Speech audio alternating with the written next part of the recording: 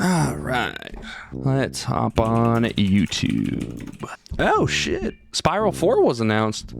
All right, let's check it out. Let's see if anybody cares even about Spyro. Holy! So, it finally happened. After years of rumors and copium and purple dragon emotes and fans collectively looking into every little Toys for Bob tweet, Spyro 4 is here. The new game is called Spyro: A Realm Beyond. And I should be losing my mind right now. Nah, scratch that. I am losing my mind right now. A little bit. I had a lot of faith that this was gonna happen. And there was a lot of deniers, a lot of Spyro 4 deniers out there in my comment sections in the last few videos, but I had a feeling it was going to happen. So yeah, I am losing my mind a little bit, but not like in a, oh my god, my childhood is saved, Spyro 4, ah. More like I got exactly what I wanted, but now I'm terrified in kind of how they're going to change it. Because the trailer for Spyro 4 looks beautiful, looks whimsical. The little teases that we got, Spyro aged up a bit, is kind of nice. I didn't mind it too much. It looks joyful, bright, full of personality, exactly what I was wanting. But then I saw Free Flight, and immediately my brain went, oh no. I know a lot of people were probably watching the trailer and being like, dude, what are you talking about? It's Spyro, of course he can fly. And yeah, I get that. On paper, Free Flight sounds like an amazing upgrade to the formula. Spyro is a dragon after all, and dragons fly. Therefore, Spyro should fly. That makes sense. But the problem is classic Spyro wasn't just about flying. It was almost about flying. You had those levels, of course, the flying levels. And I think that's the difference. The original Spyro games were built on limitations. You could glide, but you couldn't just go anywhere. You couldn't skip some of the platforming puzzles or challenges in that way. You would look at a platform and think, can I make that jump? Is there room to make a running start? You had to time your jump, and then you had to hover at the right time to make that edge. You would scan every level to figure out how the developers intended you to solve or make that platform. That was the game. That was the puzzle. And when you finally made that weird glide and you found a bunch of extra gems or an orb, man, that was so satisfying. Not because you were pulling off some crazy speedrun tech, but because the game made you feel like you discovered something. And that is what I'm worried Spyro 4 might lose. What happens to the platforming? What happens to the level design? When you see an island in the distance with like an orb on it, think of like Autumn Plains. The first thing you're like, how the heck do I get there? And in Autumn Plains, man, you had to find a wall to break into getting to the ceiling where there's a bunch of other gems to then finally find that little tower in the distance to glide to it and hope to God you can make it. That is cool. But when you can free flight, that completely removes the discoverability aspect of Spyro, which is what I'm actually super concerned about. My only hope is they figure out ways to give that aspect still with the included free flight. And that's where I'm kind of conflicted, because I don't want to be the guy who immediately complains when something changes. And I don't want Spyro 4 to be Spyro 1, but with better graphics in that regard, because we already got that in the Reignited trilogy.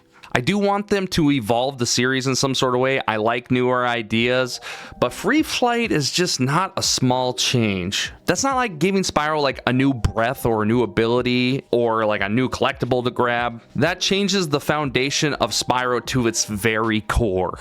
And for a platformer, movement is everything. The thing that made classic Spyro work was it made the worlds feel open, but the movement was limited enough to create some interesting puzzles. It tricked you into feeling free while still being carefully designed. You enter a level, you see a bunch of places to go to, and as you play through the level, you collectively figure out how to get there and to complete that particular task. Maybe there's a whirlwind, maybe there's a super jump ramp, maybe there's a hidden cave, maybe you climb up on one side of the map and then you glide over to the other. That's classic Spyro. It's not just collecting gems, it's understanding the space. But now, if this new game does have free flight like it kind of shows in the trailer, how do you preserve that from the classic Spyro? How do you keep Spyro feeling like Spyro when you can just fly over every obstacle? Now, to be fair, the trailer did show something that gives me a bit of hope. There's moments where Spyro seems to get lift boosts by lighting fires on the ground. And that actually makes me wonder if it isn't full free flight, like it's more of a limited free flight. More like Spyro needs to take off, but then he needs to gain momentum. Maybe he has some sort of stamina meter, and maybe he only gains height from certain environmental aspects. Maybe the fire acts like boost pads or like uplifts, kind of like in Zelda Breath of the Wild. And if that's the case, that could be interesting, because then flight just isn't a go anywhere button, it becomes part of the platforming, and that could work. If Spyro can fly, but only within a system of set rules, then you could still build puzzles around it. Maybe you have to chain fire boosts together. Maybe you have to find the right route in the air. Maybe you glide freely downward, but you need to find like a certain object to give you height throughout the level. Maybe the game is less open world and more open level. Because when I first saw the trailer, my fear was it was gonna be some big open world Spyro game. And I know open world is the default standard for every modern game out there, because every franchise that comes back, someone in a boardroom is immediately like, now how do we make this open world? Spyro does not need to be open world. It doesn't need to be a map full of icons. You don't need to find a bunch of towers to synchronize and all that. It does not need crafting materials. Dear God, please don't add that.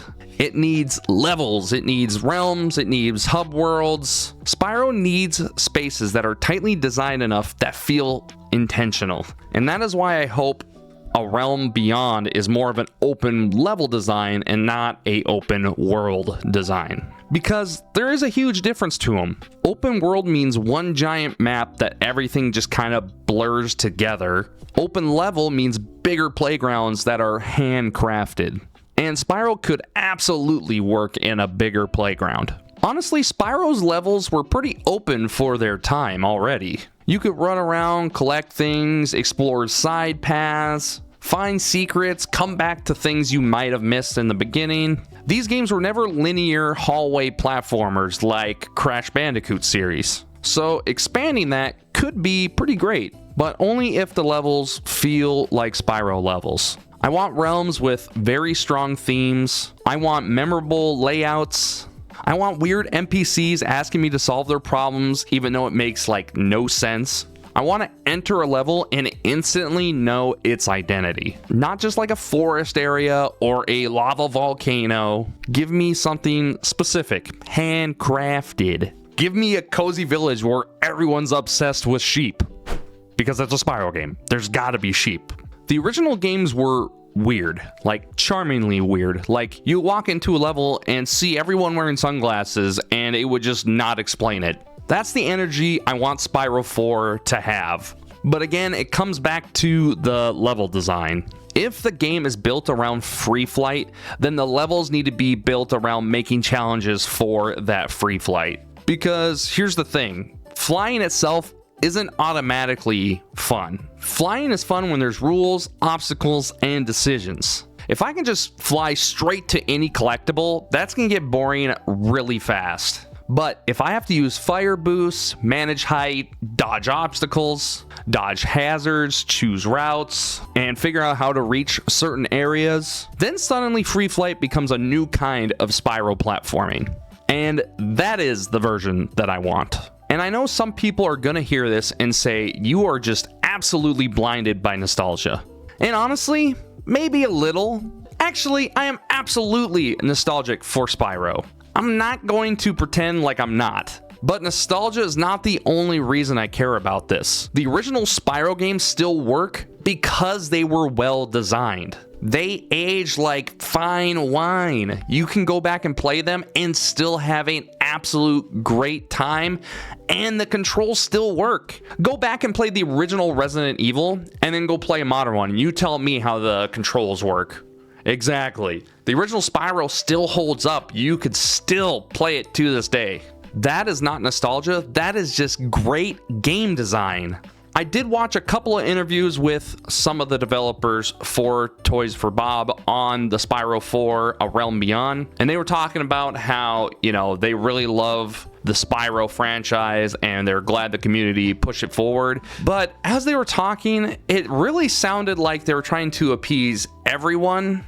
And that is also kind of got me worried with the direction of it, because if they do, like I said, with the free flight and the puzzle aspect to it, then it shouldn't be a problem. People can still get free flight, but then there's still that good aspect of platforming and puzzle to it. But the way they're describing it, it has me a bit worried. Spyro A Realm Beyond could be exactly what the franchise needs. Currently sitting at 17 million views, clearly this is not just some one-off franchise. People been begging for this forever. If the free flight is limited, and it's more of an open level than an open world design, if the platforming puzzles are still there, if the realms are still weird and memorable, if the game respects what was Spyro while pushing it forward, then this could be absolutely incredible. And look, I'm not going to act like I'm not going to buy it day one if it's not going to be exactly the kind of game that I want, because at the end of the day, it is a brand new Spyro game, and I do want to support it in that aspect because I just really love the character and the franchise. But I really hope they had time to cook a lot of these ideas, and I know they only just started this, you know, a couple years ago when they went independent. I did want to say I did see Deo Man's reaction to the Spyro 4, and he is rightly concerned like I am. He also doesn't care for the reignited design or that design aspect of it. Honestly, I didn't mind it. I mean, if you look at the originals, it's pretty hard to know what they were intending unless you go back and look at their like original concept art, and so I don't mind the new designs in that aspect. The only thing I really care about is the voices and like the tone of some of the characters, and you can see more of that in this video up here. I'll link to if you want to check that out, where I dive into the things I like and don't like about Reignited. So Spyro 4 A Realm Beyond finally announced. We saw a little bit of it. So the final thing is to ask, you know, what do you think? Do you like my idea of doing limited free flight to add some more challenges and obstacles, or do you just want unlimited flying and just flying around?